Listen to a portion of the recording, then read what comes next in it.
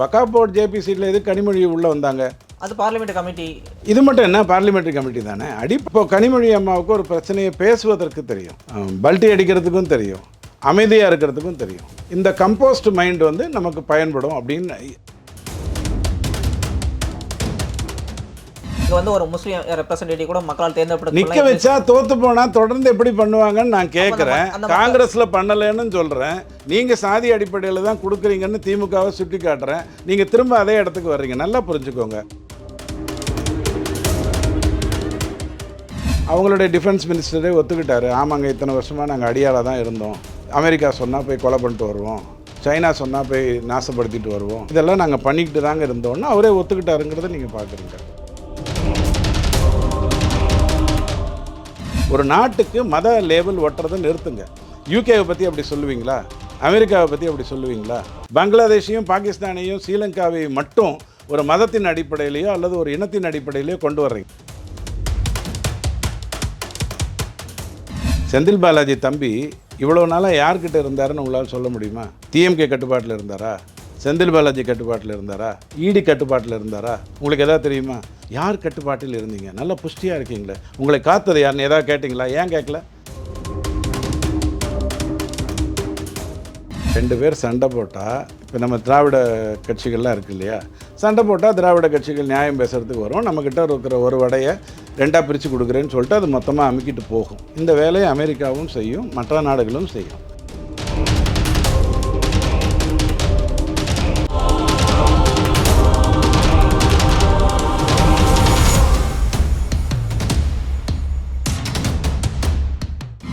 எல்லா பேச்சு நேயர்களுக்கு வணக்கம். இன்னைக்கு நம்ம கூட துக்ளக் வாசகர் டிடிஎஸ் ரவி சார் இருக்காரு. அவர்கிட்ட கேட்க நிறைய கொஸ்டின்ஸ் இருக்கு, வாங்க கேட்போம். வணக்கம் சார். வணக்கம். வணக்கம். எப்படி இருக்கீங்க சார்? நல்லா மகிழ்ச்சியாக இருக்கேன், நாடு நல்லா இருக்கு. சார், இப்போ ஆப்ரேஷன் சிந்து நடந்துச்சு, அதை பற்றி வெளிநாட்டுக்குலாம் எக்ஸ்பிளைன் பண்ணுறதுக்காக நிறைய எம்பி குழுக்கள்லாம் போட்டிருக்காங்க. இது எப்படி பார்க்குறீங்க? இந்தியா இது வரைக்கும் அதை செய்யாமல் இருந்தது. பாகிஸ்தான் இதை வந்து ஒழுங்காக செஞ்சுட்டு இருந்தது. அதாவது அவங்களுடைய கமாண்டோஸ், சீஃப்ஸ் அப்படிலாம் இருப்பாங்க, யாருக்கும் ஒன்றும் மரியாதை கிடையாது. ஆனால் அவங்களாம் என்ன பண்ணுவாங்கன்னா மாற்றி மாற்றி ஏதாவது ஒரு வீடியோ ரிலீஸ் பண்ணிகிட்டே இருப்பாங்க. எந்த மாதிரியான அநியாயங்கள் நடக்குது, அவங்க எப்படி நிறையா அணு ஆயுதங்களெல்லாம் தயாரித்து பிரம்மாண்டமாக இருக்காங்க, ஒரே நாளில் இந்த உலகத்தை அழிக்கக்கூடிய அளவுக்கு பாகிஸ்தானில் எத்தனை திறமைகள் இருக்குது அப்படிலாம் கதை விட்டுட்ருப்பாங்க. ஒரு 80% இன்னும் பாவர்ட்டியில் இருக்கிற ஒரு நாடு, அதை நம்ம புரிந்து கொள்வது நல்லது. ஆனால் நம்ம சைட்லேருந்து நாம் அதை பண்ணதில்லை. நாம் என்ன சொன்னோம் அப்படின்னா, இதை போய் நாம் எண்ணத்துக்காக விளக்கணும். விளக்குறதுனா நான் பெரிய ஆள் நீ கம்மி அப்படிங்கிற அடிப்படையில், இதை விளக்கி நம்ம என்ன பண்ண போகிறோம் அப்படிங்கிற அடிப்படையில் தள்ளி இருந்தோம். அது இல்லைங்கிறத இப்போ நிரூபிச்சிருக்கோம். நம்பர் 1 போகிறது மெம்பர் ஆஃப் பார்லிமெண்ட்டு, மக்களால் தேர்ந்தெடுக்கப்பட்ட பிரதிநிதிகள் போகிறாங்க, அவங்களோட ஒரு குழு போகுது. இவர் போகலாமா, அவர் போகலாமா, இவரை ஏன் கூப்பிடலை, ஏன் இப்போ எதிர்கட்சியை கூப்பிடுறீங்க, ஆளுங்கட்சியிலேருந்து போகிறதுக்கு தைரியம் இல்லையா, இப்படின்னு இந்த காராபுந்தி விமர்சகர்கள் நான் எப்போதும் சொல்லுவேன். அவன் கையில் ஒரு 100 கிராம் காராபுந்தி இருந்தால் அது வரைக்கும் விமர்சித்துக்கிட்டே இருப்பான், தீர்ந்த உடனே கிளம்பி போயிடுவான். ஸோ அவனுடைய நோக்கம் நிலையை உயர்த்துவதில்லை, அவனுடைய நோக்கம் சாப்பிட்டுட்டு இருக்கிற வரைக்கும் எதையாவது பேசிகிட்டு இருக்கிறதுங்கிறது தான். அப்படி ஒரு பாரபட்சம் இல்லாமல் எல்லாரையும் அழைத்திருக்காங்கங்கிறது நீங்கள் பார்க்குறீங்க. யாருக்கெல்லாம் உலக அளவில் ஒரு ஸ்டேட்டஸ் இருக்கோ, அவங்க காங்கிரஸ் சார்ந்தவராக இருந்தாலும் சசி தரூர் உள்ளே வர்றாரு. கையில் கொடியே பிடிக்காத, தேசிய கொடியை இதுவரைக்கும் கையில் ஏந்தாத கனிமொழி அம்மா வந்து போகிறாங்க அப்படின்னு சொன்னால் அதற்கும் ஒரு காரணம் இருக்குது அப்படிங்கிற அடிப்படையில் போகிறோம். இந்த வகாப் போர்டினுடைய அமெண்ட்மெண்ட் வரும்பொழுது ஒரு ஜேபிசி அமைக்கும்போது கூட அங்கே வந்து ஆராசாவும் கனிமொழி அம்மாவும் இருந்தாங்கங்கிறது நீங்கள் பார்த்துருப்பீங்க. அதாவது அந்த கட்சிக்கு 22 தொகுதிகள் 22 இருக்குது அப்படின்னா கிட்டத்தட்ட 5% மேலே அவங்க இருக்காங்க. அப்போ அவங்கள வந்து நம்ம கொண்டு போகணும், இதுதான் அதனுடைய நோக்கமாக இருந்ததே ஒழிய வேறு எதுவும் இல்லை. இப்போ இவங்க போய் யார்கிட்ட பேச போகிறாங்க? கண்டிப்பாக அங்கே இருக்கக்கூடிய தூதரக நண்பர்களையோ அல்லது அங்கே இருக்கக்கூடிய அந்த மினிஸ்ட்ரி சார்ந்தவர்கள்கிட்டையோ போய், ஐயா இதான் நடந்தது, எங்களுக்கும் அவனுக்கும் போரெல்லாம் ஒன்றும் கிடையாது, எங்கள் இடத்துல வந்து தேவையில்லாமல் ஒரு 26 பேருடைய உயிரமாச்சு, 26 குடும்பத்தை நடுரத்தில் கொண்டு வந்தான், இவனை வந்து வளர விட்டால் நல்லதுன்னு நினச்சி, வளர விடக்கூடாதுன்னு நினச்சி இவனுடைய மிலிட்ரி பேஸஸையோ அல்லது இவனுடைய மக்களையோ தாக்காமல் நாங்கள் வந்து ஒழுங்காக அவன் வளர்த்து கொண்டிருந்த விஷச்செடிகள், கஞ்சா செடிகளை மட்டும் அடிச்சுட்டு வெளில வந்தோம். ஆனால் அவன் என்ன பண்ணான் அப்படின்னா கோவில்களுக்கு வந்தான், அவன் என்ன பண்ணான் அப்படின்னா சிவிலியன்ஸை தான் தாக்கினான். இப்போலேருந்து அவன் யார் நான் யாருன்னு உங்களுக்கு புரிஞ்சிருக்கும். அவங்களுடைய டிஃபென்ஸ் மினிஸ்டரே ஒத்துக்கிட்டாரு, ஆமாங்க இத்தனை வருஷமாக நாங்கள் அடியாளாக தான் இருந்தோம், அமெரிக்கா சொன்னால் போய் கொலை பண்ணிட்டு வருவோம், சைனா சொன்னால் போய் நாசப்படுத்திட்டு வருவோம். சோரஸ் எப்போ சொல்லுவார், அவர் சொன்னால் அந்த நாட்டையே அழிக்கிறதுக்கான ஏற்பாடு பண்ணிட்டு வருவோம். இதெல்லாம் நாங்கள் பண்ணிக்கிட்டு தாங்க இருந்தோன்னா அவரே ஒத்துக்கிட்டாருங்கிறத நீங்கள் பார்க்குறீங்க. அவங்களையே ஒரு சில பேர் வந்து இந்த இந்தியாவோட போரிட வேண்டிய அவசியம் இல்லைன்னு நினைத்தாங்கங்கிறதும், இது சீஸ்ஃபயர்னு ஒன்று இல்லைங்க, அவன் தாக்குதல் பண்ணால் நான் திரும்ப அடிப்பேன்னு சொன்னேன். இதுக்கப்புறம் ஒரு புல்லட் உள்ளே வந்ததுன்னா நான் எங்கே கை வைக்கணுமோ அங்கே கை வைப்பேன்னு சொன்னேன். ஏர் பேஸஸை தான் நான் வந்து கை வச்சேன். இதை நம்ம போய் எக்ஸ்பிளைன் பண்ண வேண்டிய அவசியம் இருக்குது. அதில் எந்த ஒரு மாற்று கருத்தும் இல்லை. இப்போது நாங்கள்லாம் ஒரு டிவி விவாதத்துக்கு எதுக்கு போகிறோம்? அவன் கட்டமைச்சு எப்படியும் எங்களை வச்சு செய்கிறதுக்காக தான் கூப்பிட்டு போகிறான்னு தெரிஞ்சு தான் போகிறோம். போகிற இடத்துல நமக்கான நியாயத்தை எடுத்து வச்சுட்டு பேசிட்டு வர்றோம் இல்லையா? அப்படி தான் உலக நாடுகளில் இந்த வேலை நடக்குது. சரி, இப்போ வந்து கனிமொழியை பற்றி பேசும்போது என்ன சொல்கிறீங்கன்னா, இப்போ வந்து திமுக வந்து நீங்கள் தேச விரோத கட்சி அப்படின்னு சொல்லிட்டு நிறைய விமர்சனம் வச்சிருக்கீங்க. அப்படின்னும் போது அந்த கட்சியிலேருந்து ஒருத்தங்களை வந்து நம்மளோட நாட்டை ரெப்ரசென்ட் பண்ணுறதுக்கு கூப்பிட்டு போகிறத எப்படி பார்ப்பாங்க? திமுகவை தேச விரோத கட்சின்னு நான் சொன்னதே இல்லை. திமுகவை பிரிவினைவாதம் தூண்டும் கட்சின்னு சொன்னேன். ரெண்டுத்துக்கும் வித்தியாசம் இருக்குது. இந்திய ஒரு கடுமையான விமர்சனம் வச்ச கட்சியிலேருந்து ஒரு ரெப்ரசன்டேட்டிவ் இந்திய பேரரசை எதிர்க்கிற அளவுக்கு இவங்களுக்கு இல்லை, இவங்களுடைய தாத்தாக்கும் இருந்ததில்லை, இவங்களுடைய பேரனுக்கும் இருந்ததில்லைங்கிறத மறுதளிச்சுட்டு பிரிவினை இவங்க பேசிக்கிட்டு இருக்காங்கங்கிறதுக்கு நான் பல உதாரணங்கள் சொல்லியிருக்கேன். மத்திய அரசு மேலே எப்போ பார்த்தாலும் ஒரு காழ்ப்புணர்ச்சி காட்டுவதும் அதெல்லாம் இவங்க பண்ணிக்கிட்டு இருந்தாங்கங்கிறத உங்களுக்கு எடுத்து சொல்லியிருக்கேன். இப்போ நான் அதுக்கு திரும்பவும் சொன்னேன், ஜேபிசியில் வகாப் போர்டு ஜேபிசியில் எது கனிமொழி உள்ளே வந்தாங்க? அது பார்லிமெண்ட் கமிட்டி. இது மட்டும் என்ன பார்லிமெண்ட்ரி கமிட்டி தானே. அடிப்படையில் என்னென்னா, மக்களால் தேர்ந்தெடுக்கப்பட்டவங்கள நம்ம மதிக்கிறோம். யாராக இருந்தாலும் மதிக்கணும். அதுதான் அவங்க சும்மா ஒன்றும் தேர்ந்தெடுக்கப்பட்டுட்டு வரலை. ஒவ்வொருத்தரும் கிட்டத்தட்ட 6 லட்சம் 8 லட்சம் வாக்காளர்களை சந்திச்சுட்டு வந்திருக்காங்க. ஸோ அவர்களுக்கான மரியாதையை அந்த இடத்துல நம்ம கொடுத்தாகணும்.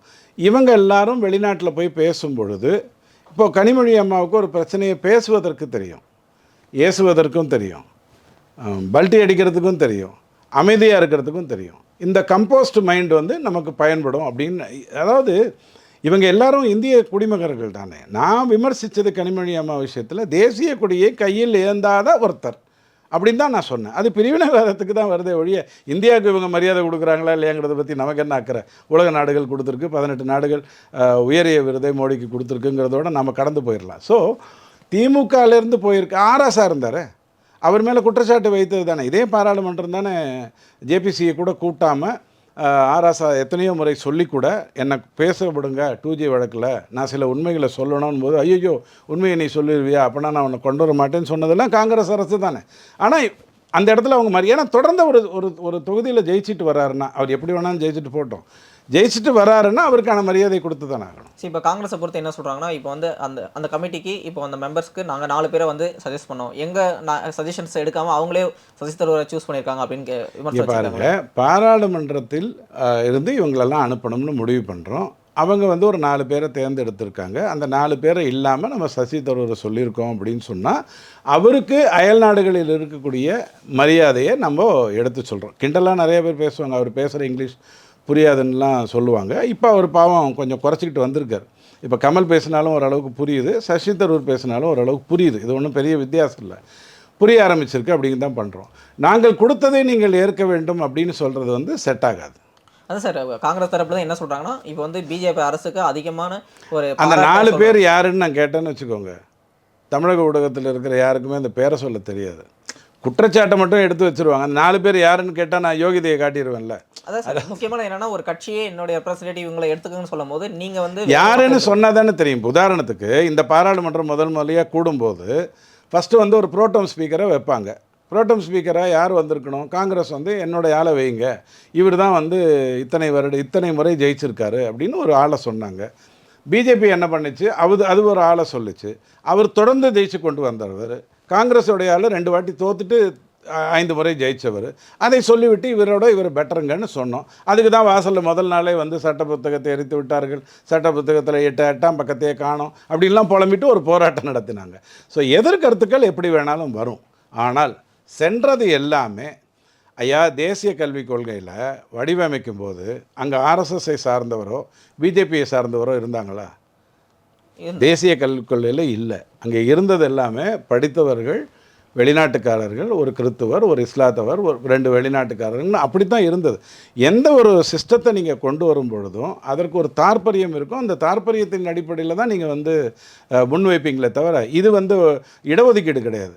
ராகுல் காந்தி உடனே 2 ஓபிசியாவது நீங்கள் அனுப்பணும் அப்படின்னா அப்படிலாம் பண்ணுற விஷயம் இல்லைங்க. இது எஃப்சி ஓபிசி எஸ்சி எஸ்டி விஷயம் இல்லைங்க அப்படின்னு நம்ம எடுத்து சொல்லுவோம். சரி, இப்போ வந்து இந்த கமிட்டியோட முக்கியமான மெம்பர்ஸ் பார்த்தா எல்லா கமிட்டிலையும் ஒரு முக்கியமான ரெப்ரஸன்டேட்டிவாக முஸ்லீம்ஸ் இருக்காங்க அப்படின்னு சொல்லிட்டு நிறைய பேர் பாராட்டிட்டு இருக்காங்க. ஏன் இந்த முஸ்லீம் மெம்பர்ஸ் வந்து ஏன் பிஜேபிலேருந்து இல்லை அப்படின்ற ஒரு விமர்சனம் இருக்குல்ல? இந்த விமர்சனத்துக்கு நான் பலமுறை பதில் சொல்லியிருக்கேன். பட் டெய்லி 6 தொலைக்காட்சியில் 4 பேர் ப்ளஸ் நெறியாளர் உட்காந்து மாற்றி மாற்றி உழப்புறதுனால இந்த பிரச்சனை. இப்போது ஜம்மு அண்ட் காஷ்மீரில் இஸ்லாத் சகோதரர்கள் தான் பிஜேபி நிறுத்தியது. காஷ்மீரில் வந்து இஸ்லாத் சகோதரர்களை தான் நிறுத்தியது. அவங்க தோற்று போயிட்டாங்க. ஒரு இதுக்காக ஒரு பேச்சுக்காக சொல்கிறேன். சரி, இப்போ காஷ்மீர் நான் முடிச்சிடுறேன், அந்த மேட்டரை நான் முடிச்சிடுறேன். காஷ்மீருன்னு இல்லை, அதாவது ஒரு இஸ்லாத் சகோதரர் பிறந்த உடனேவே ஒரு மாதத்துலேருந்தே அவர் காதில் திரும்ப திரும்ப மோடி 3000 பேரை கொண்டுட்டார், மோடி 3000 பேரை கொண்டுட்டார். சுப்ரீம் கோர்ட்டில் இது வரைக்கும் அப்படிலாம் எதுவும் சொல்லலை. அப்போ காங்கிரஸ் ஆட்சி தான் இருந்தது, நீதிமன்றம் கண்டிக்கவோ தண்டிக்கவோ செய்யலை. ஆனால் 3000 பேரை மோடி கொண்டுட்டாருன்னு திரும்ப திரும்ப திரும்ப ஒரு வன்மத்தை நீங்கள் வந்து வகுத்து கொண்டே இருக்கீங்க அப்படின்னு சொன்னால், அந்த இடத்துல நான் இஸ்லாத் சகோதரர் நிறுத்தினாலும் தோற்று தான் போகும், இஸ்லாத் சகோதரர்களை மறுதளித்தாலும் தோற்று தான் போகும். ஆனால் அந்த தொகுதியில் இப்போ இவர் வந்து அதிகமாக இஸ்லாத் சகோதரர்கள் இருக்காங்க அப்படிங்கிறதுக்காக நம்ம நிறுத்தினாலும் தோற்று தான் போகும். ஏன்னா நீங்கள் திரும்ப திரும்ப மோடிக்கு எதிராக, பிஜேபிக்கு எதிராக, ஆர்எஸ்எஸ்க்கு எதிராக கருத்துக்கு சொல்லி உங்களுடைய குழந்தைகளை வளர்க்குறீங்கிற வருத்தம் பிஜேபிக்கு இருக்குது. காஷ்மீரில் கிட்டத்தட்ட நிறைய பேர் நின்றாங்க, ஜம்முலேயும் நின்றாங்க. ஸோ எங்கேயுமே மறுதளிக்கலை. நாம் தேர்ந்தெடுத்தால் அது வெற்றி பெறுமான்னு பார்க்கறதுக்கு தான் நம்ம பண்ணணுமே ஒழிய சும்மா சால்ஜாப்புக்காக பண்ண. அப்படின்னும் 400 சீட்டு பக்கம் ஒரு கட்சி வந்து நிற்கிறேன், 400 சீட்டில் ஒரு சீட்டு கூட ஒரு முஸ்லீம் எம்பி கொடுக்காம நிற்கிறது எப்படி பார்க்குறது? காங்கிரஸ்லேருந்து முஸ்லீம் சகோதரர்களை நிறுத்தி ஜெயிக்க வச்சு அவங்கள வந்து ஃபினான்ஸ் செக்ரட்டரியாவோ எம்ஓஎஸ்ஸாவோ அல்லது வேறு ஏதோ ஒரு விஷயத்துக்கோ கடந்த இப்போ விட்டுருங்க, அவங்க பாவம் ரொம்ப நாளாக தோத்துட்ருக்காங்க. 80லேருந்து 96 வரைக்கும் ஒரு 2 பேரை சொல்ல முடியுமா? அது சரி, அவங்க தப்பு பண்ணுறாங்கன்னா அதே தப்பு நம்மளும் பண்ணுவோம். தப்புன்னு எடுத்துக்கிட்டால் தான் அது தப்பு. நீங்கள் நல்லா புரிஞ்சுக்கோங்க. சாதியெல்லாம் ஈவே ராமசாமி ஐயா ஒழிச்சிட்டார் இல்லையா? அவர் ஒழிச்சு கிட்டத்தட்ட ரொம்ப வருஷம் ஆயிடுச்சு. சாதி பேரே இருக்காது. கோபால் தெரு அப்படின்னு இருக்கும், கோபால் ஐயர்னு போட்டால் பிரச்சனை வந்துடும் அப்படிங்கிறதுக்காக இருக்கும். ஆனால் நீங்கள் சீட்டு கொடுக்கும்போது எம்பிக்கு சாதி அடிப்படையில் தானே கொடுக்குறீங்க. சாதி அடிப்படையில் கொடுக்குறாங்கன்றதில்ல சார். இப்போ வந்து எல்லாத்துக்கான ரெப்ரஸன்டேஷன், இப்போ கட்சியில் வந்து உலகத்திலே நாங்கள் தான் பெரிய கட்சி அப்படின்னு சொல்கிறோன்னா, அங்கே வந்து ஒரு முஸ்லீம் ரெப்ரஸன்டேட்டிவ் கூட மக்களால் தேர்ந்தெடுத்து நிற்க வச்சா தோற்று போனால் தொடர்ந்து எப்படி பண்ணுவாங்கன்னு நான் கேட்குறேன். காங்கிரஸில் பண்ணலைன்னு சொல்கிறேன். நீங்கள் சாதி அடிப்படையில் தான் கொடுக்குறீங்கன்னு திமுகவை சுட்டி காட்டுறேன். நீங்கள் திரும்ப அதே இடத்துக்கு வர்றீங்க. நல்லா புரிஞ்சுக்கோங்க. ஓவைசி வந்து ஒரு இஸ்லாத் சகோதரர் தானே. அப்போ நம்ம முஸ்லீம் மக்களுடைய நம்பிக்கை பெறலையோ அப்படின்ற ஒரு முஸ்லீம் நம்பிக்கை பெறுவதற்கு தானே போராடிக்கிட்டு இருக்கோம். நீங்கள் தானே காதில் ஓதுறீங்க, மோடி 3000 பேரை கொண்டுட்டார், மோடி 3000 பேரை கொண்டுட்டாருன்னு நீங்கள் தானே 100 முறை சொல்லி அந்த விஷ செடிகளை வளர்த்துக்கிட்டு இருக்கீங்க. அது தப்புன்னு சொல்கிறோம். ஐயா, நீதிமன்றம் கண்டிக்கலை தண்டிக்கலை.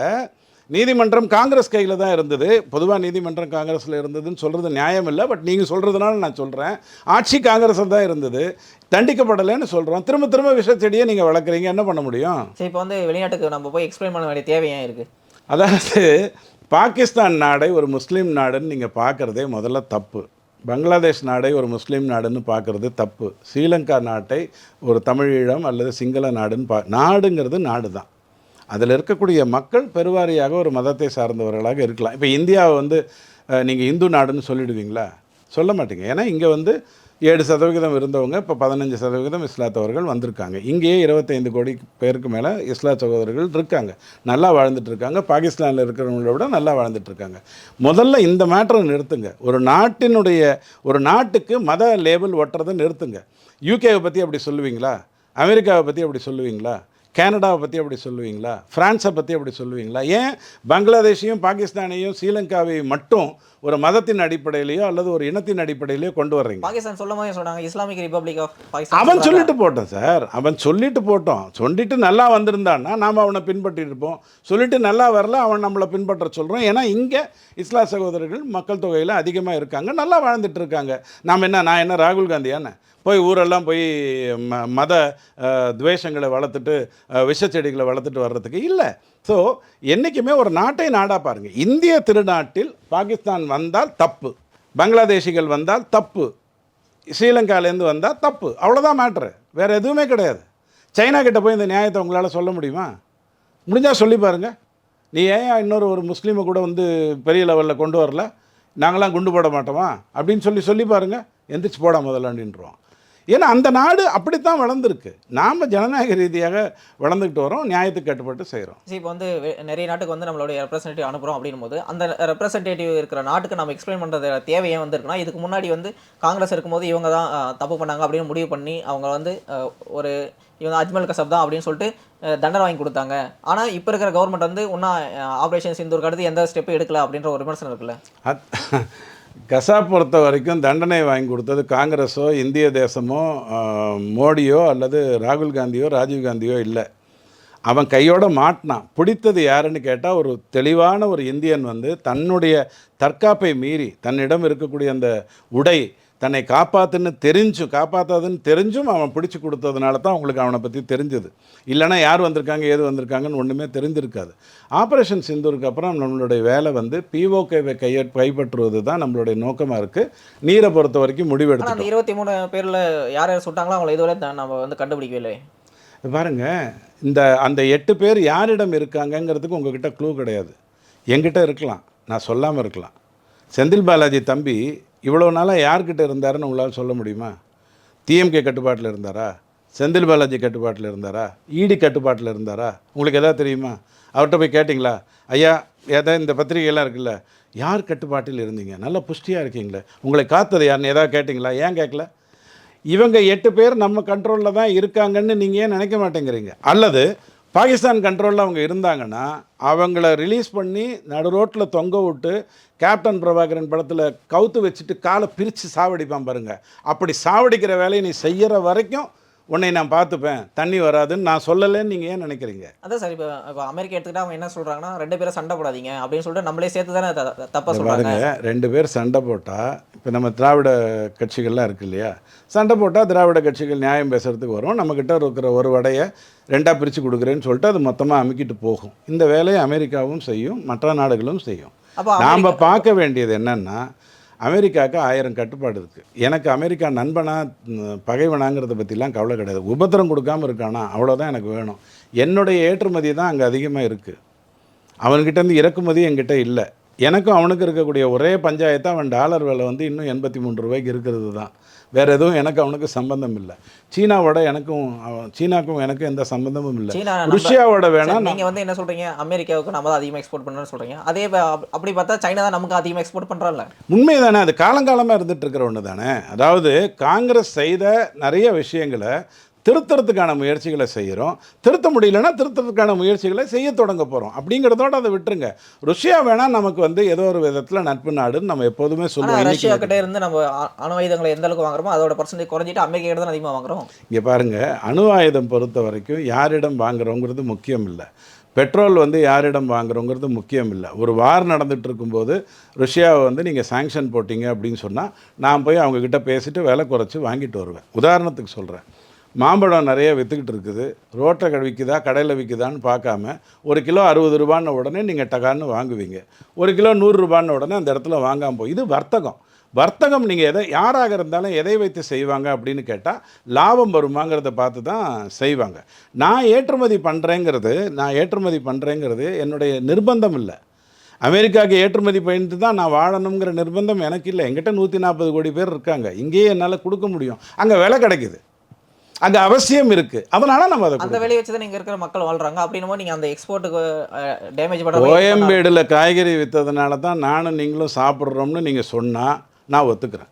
காய்கறி எங்கே வேணாலும் விற்கும். 36 வயதில் படம் பார்த்துருந்தீங்கன்னா உங்கள் வீட்டிலே கூட நீங்கள் விளைச்சல் பண்ணிக்கலாம்.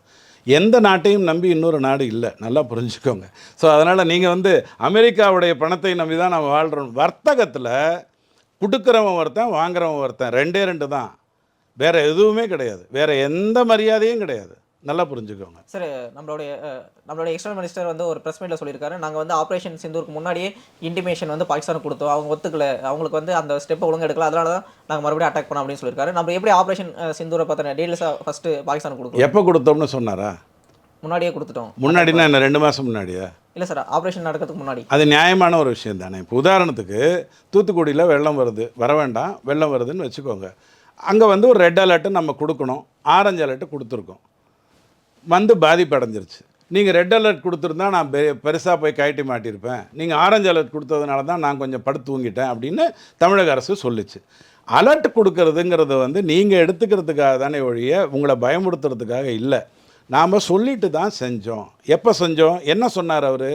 உன்னுடைய மிலிட்ரியை நான் தாக்க மாட்டேன், உன் சிவிலியன்ஸை நான் தாக்க மாட்டேன், உனக்கு புற்றுநோயாக இருக்கக்கூடிய இந்த இடங்களை மட்டும் நான் தாக்க போகிறேன்னு சொல்கிறது வந்து நாகரிகம். அதை உங்களால் தடுக்க முடியுமா?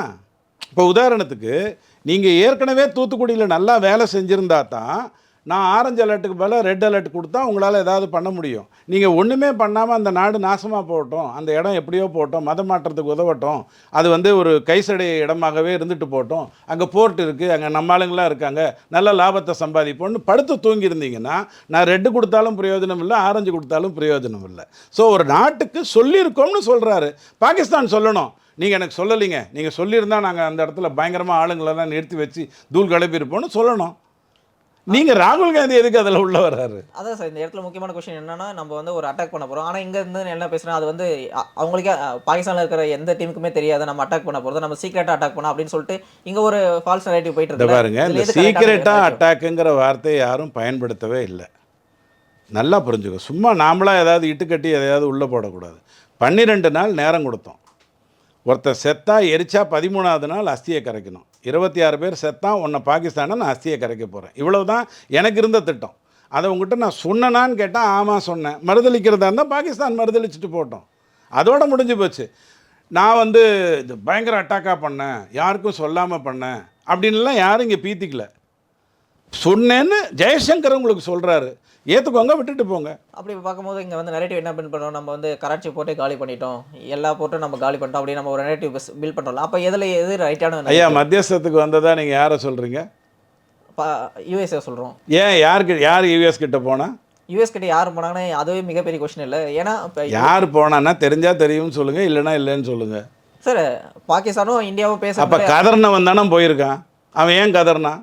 ஆனால் அதை அறிவிச்சு மிதிச்ச மிதி சாவடிச்ச மிதித்தே இருந்ததில்ல. அதான் சார், சீஸ் ஃபயர் வந்து அனௌன்ஸ் பண்ணது யாரு? இந்தியா அனௌன்ஸ் பண்ணது. ஐயா, சீஸ் ஃபயருங்கிற வார்த்தையே தவிர அது ஒரு டிப்ளமேட்டிக் வார்த்தை. உங்களுடைய பழைய பேட்டியிலே நான் கொடுத்துருக்கேன். இதுக்கப்புறம் வர்ற விருந்தினர்கிட்டையாவது அதை பயன்படுத்தாமல் இருங்க. சீஸ் ஃபயருங்கிற வார்த்தையே தப்பு. நீ தாக்கினா நான் தாக்குவேன் தான் சொல்லியிருக்கேன். குத்து சண்டை மாதிரி தான். ஆனால் இலக்கு இருக்குது. இத்தனை நேரத்துக்குள்ளே அவனை சாய்ச்சி கீழே விளைவிக்கணும், இல்லைனா மேட்ச் ட்ராவ் ஆகிடும்னு இலக்கு வேணால் இருக்குது. சீஸ் ஃபயர்னு ஒன்றும் சொல்லலை. அவன் தாக்குறதை நிறுத்துறேன்னு சொன்னான். அவன் கூப்பிட்டு சொன்னான், நான் நிறுத்திக்கிறேன் அப்படின்னா, வெயிட் நிறுத்திக்கோ அப்படின்னு சொன்னான். ஆனால் அவன் என்ன சொல்கிறான், இங்கே வந்து 2 பேரும் சின்ன பசங்க சண்டை போடுறோம் அப்படின்னு அவன் வந்து என்ன சொல்கிறான்னா, நமக்கு வந்து அறிவே இல்லாத மாதிரி ஒரு முக்கியமான விஷயத்த பேசுகிறான்ல. ஐயா, ஒரு விஷயத்தை புரிஞ்சுக்கோங்க. நீங்கள் எவ்வளோதான் நான் மட்டுப்படுத்தினாலும், நான் புறந்தள்ளினாலும், எனக்கும் அமெரிக்காவுக்கும் வர்த்தகம் தான் காரணம் இருக்கே தவிர வேறு எதுவும் கிடையாது. நாளைக்கே பைடன் வந்துட்டாலோ கமலா ஹாரிஸ் வந்துட்டாலோ தப்பான முடிவுகள் தான் எடுப்பாங்க அப்படின்னு நான் சொன்னாலும், நம்மளை விட கிட்டத்தட்ட 10 மடங்கு அதிக பொருளாதாரம் உள்ள ஒரு நாடு அமெரிக்கா. அதை ஒத்துக்கொள்ளணுமா வேண்டாமா? ஒத்துக்கொள்ளணுமா வேண்டாமா? நீங்கள் தமிழ்நாட்டில் வந்து அதிமுக தான் முடிவெடுக்கும் அப்படின்னு சொன்னாலும், இந்தியாவில் 18 மாநிலங்களில் 3 முறையாக ஜெயிச்சு ஆட்சி அமைக்கிறது பிஜேபிங்கிறது ஒத்துக்க தானே வேணும். அதை ஒன்றும் மறுதளிக்க முடியாது இல்லையா? ஸோ அமெரிக்கா உடைய வர்த்தகம்ங்கிறது, பொருளாதாரங்கிறது நம்மளை விட அதிக மடங்கில் இருக்குது. அவங்க சொல்கிறத நம்ம கேட்குறோம். மத்தியஸ்தான், காஷ்மீருங்கிற வார்த்தையை ட்ரம்ப் பயன்படுத்தினதுக்கு மட்டும் நம்ம சொன்னோம், உன் வேலையை நீ பாரு, நாங்கள் ஏற்கனவே எங்கள் வேலையை பார்த்துக்கிட்டு இருக்கோம், அங்கே தேர்தல் நடத்தினோம், முன்ன ஓட்டு போட்டதை விட அதிகமான வாக்குகள் வந்து போட்டிருக்காங்க, அதனால் நாங்கள் பார்த்துக்குறோம், உன் வேலையை நீ பாருன்னு சொன்னோம். மற்றபடி கருத்து சொன்னால் சொல்லிட்டு போக வேண்டியதானே. ஸோ உங்கள் நேரத்தை ஒதுக்கி நிறைய கருத்துக்களை தெரிவித்தமைக்கு ரொம்ப ரொம்ப நன்றி சார்.